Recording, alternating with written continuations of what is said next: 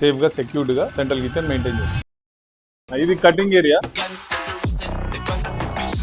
So ఇక్కడ కూడా మీరు చూస్తే మొత్తం స్టెయిన్లెస్ స్టీల్ వే ఉంటాయి. వెజిటేబుల్ కటింగ్ కానివ్వండి, ఇవన్నీ ప్రిపరేషన్ అంతా ఇక్కడ జరుగుతుంది. ఇవన్నీ స్టీమర్స్ ఒకటి, అది మసాలా పౌండ్ చేసే మెషిన్ ఒకటి, అది grill machine. So basic cooking అంతా ఇక్కడ ఈ ప్లేస్ లో జరుగుతుంది. ఇవి కోల్డ్ రూమ్స్, చిల్ రూమ్స్. మనకి ఏదైనా వెజిటేబుల్స్ కానివ్వండి ఏదైనా వస్తే కనుక పొద్దున్న నుంచి సాయంత్రం వరకు ఫ్రెష్ గా ఉండటానికి, ఆ ఫ్రెష్నెస్ రిటైన్ చేయడానికి ఇవి వాడతాం.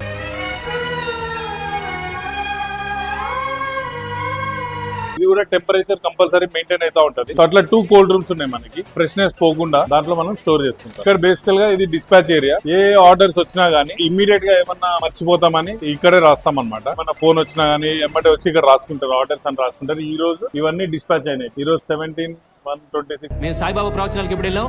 ఆగస్ట్ 2 శనివారం. ఎప్పుడు వెళ్ళాం? ఆగస్ట్ 2 శనివారం. ఎప్పుడు తిరిగి వచ్చాము? ఆగస్ట్ 3. అర్థమైందా?